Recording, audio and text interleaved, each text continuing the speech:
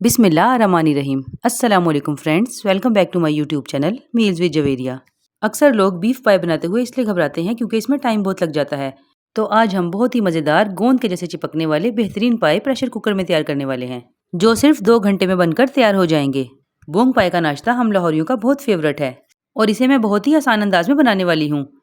तो video start करने से पहले जो लोग मेरे चैनल पर नए हैं वो प्लीज़ मेरी वीडियो को लाइक कर दें और चैनल को सब्सक्राइब कर दें और साथ लगे बेल आइकन को लाजमी प्रेस कर दें और ऑल पर करें। शुक्रिया। आज मैं आपके साथ एक पाई की रेसिपी शेयर करने जा रही हूँ। चारों पाई की रेसिपी मैं आपके साथ पहले शेयर कर चुकी हूँ। इसमें मैंने एक पाया लिया है, 2.5 किलो बोंग और ये थोड़ी सी मिक्स वाली हड्डियाँ। ये देखिए इस साइज़ के हमने पाए ले लिए हैं। अब मैं इसे धोकर अच्छे तरीके से साफ़ कर लूँगी। अब मैंने ले लिया है प्रेशर कुकर और ये मैं तमाम धुले हुए पाए और गोश्त ये सब मैं इसमें ऐड कर दूँगी और साथ ही मैं इसमें ऐड करूँगी पानी मैं इसमें 3 लीटर ऐड कर रही हूँ। आपने क्वांटिटी का बहुत ख्याल रखना है, तभी आपके पाए बिल्कुल अच्छे और चिपकने वाले तैयार होंगे। अब मैं इसमें ऐड करूँगी 1 टेबलस्पून नमक, 2 साबुत लहसुन दरमियाने साइज़ के और 1 दरमियाने साइज़ की प्याज।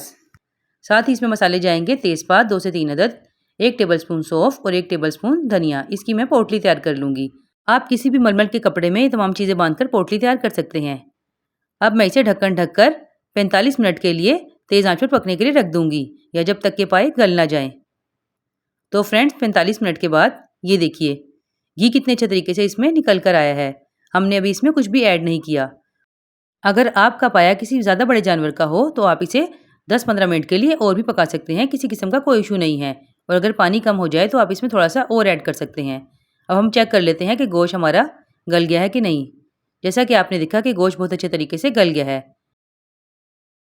अब हम पाई की बोटी भी चेक कर लेते हैं और ये देखिए बहुत गर्म है, ध्यान से कीजिएगा। ये भी बहुत अच्छे तरीके से गल गई है। पाए बनाते हुए गोश्त और पायों का बेहद अच्छे तरीके से गलना बहुत ज़रूरी है, तो आपने भी इसको अच्छे तरीके से गला लेना है। अब हम इसे साइड पे कर देंगे। तो फ्रेंड्स मसाला बनाने के लिए मैंने 400 ग्राम प्याज ली है और अब मैं इसे 1 गिलास पानी में डालकर अच्छे तरीके से ग्राइंड कर लूँगी। टोटल इसमें 500 ग्राम प्याज जाएगी। 100 ग्राम प्याज को मैं घी में अच्छे तरीके से तल लूँगी, जिसे मैं बाद में यूज़ करूँगी। कुछ लोग पाए मसाला भूनकर भी चढ़ाते हैं, लेकिन मैं हमेशा इसी तरीके से पकाती हूँ क्योंकि कमर्शियल लेवल पर पाए इसी तरीके से तैयार किए जाते हैं। तो फ्रेंड्स अब मैंने एक पतीला ले लिया है और अब मैं इसमें 200 ग्राम के करीब घी ऐड कर दूँगी। ये रेसिपी घी में तैयार होगी। अब मैं इसमें ऐड करूँगी 1 टेबलस्पून भर के लहसुन अदरक का पेस्ट और इसे हल्का सा चलाने के बाद अब मैं साथ ही इसमें ऐड कर दूँगी ये ग्राइंड की हुई प्याज। अब मैं इसमें ऐड करूँगी मसालों में मैंने लिया है 3 टेबलस्पून भर के लाल मिर्च पाउडर, 1 टेबलस्पून नमक, थोड़ी सी हल्दी और 1 टेबलस्पून धनिया। घर के इन्हीं आम मसालों से पाए बहुत ही बेहतरीन और लाजवाब बनकर तैयार होने वाले हैं। अब मैं इसे अच्छे तरीके से मिक्स करके कम से कम 15 से 20 मिनट के लिए दरमियानी आंच पर भून लूँगी। तो देखिए फ्रेंड्स ये भुनाई पर आ गया है, मगर अभी मसाला हाफ डन हुआ है। और अभी स्टेज पर मैं इसमें ऐड करने वाली हूँ तली हुई प्याज, जिसे मैंने 100 ग्राम दही के साथ अच्छे तरीके से ग्राइंड कर लिया है। अब मैं इसकी मज़ीद 10 मिनट के लिए अच्छी सी भुनाई करूँगी या जब तक के मसाला दानेदार ना हो जाए। भुनाई जितनी अच्छी होगी पाए उतने ही अच्छे बनकर तैयार होंगे। आँच को आपने मीडियम टू लो रखना है और सब्र से इसे भूनते जाना है। तो फ्रेंड्स ये देखिए तकरीबन 25 मिनट टोटल मैंने इसको भूना है। अब मैं आपको दिखाती हूँ कि मसाला कितने अच्छे तरीके से दानेदार हो गया है। अब इस स्टेज पर मैं इसमें ऐड करूँगी तैयार की हुई यखनी।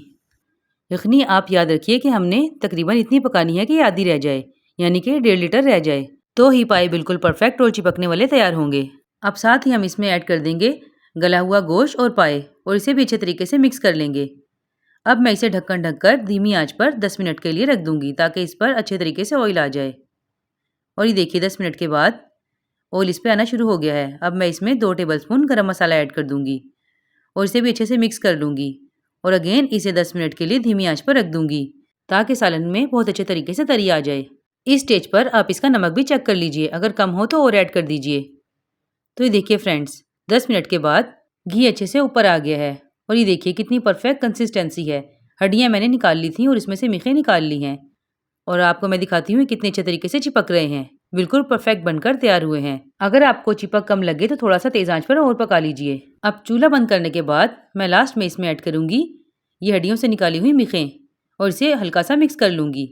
तो देखिए हमारे बेहतरीन से लाहौरी बोंग पाए बनकर तैयार हैं। चलिए अब मैं इसे डिश आउट कर लेती हूँ।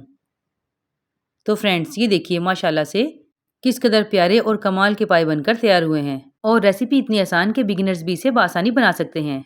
चलिए अब मैं आपको इसे टेस्ट करके बताती हूँ और दिखाती हूँ कि कितने अच्छे तरीके से गले हुए हैं। तो फ्रेंड्स ये देखिए, माशाल्लाह से बिल्कुल परफेक्ट और अच्छे तरीके से गोश्त गला हुआ है और सिर्फ 2 घंटे में आप भी ऐसे ही बेहतरीन पाए बना सकते हैं। तो फ्रेंड्स ये थी मेरी आज की आसान सी रेसिपी। उम्मीद करती हूँ आपको पसंद आएगी। अगर पसंद आए तो प्लीज़ लाइक शेयर सब्सक्राइब ज़रूर कर दीजिएगा। फिर मिलूंगी ऐसी ही शानदार रेसिपी के साथ। तब तक के लिए अपना बहुत ख्याल रखिएगा, दुआओं में याद रखिएगा। अल्लाह हाफिज़।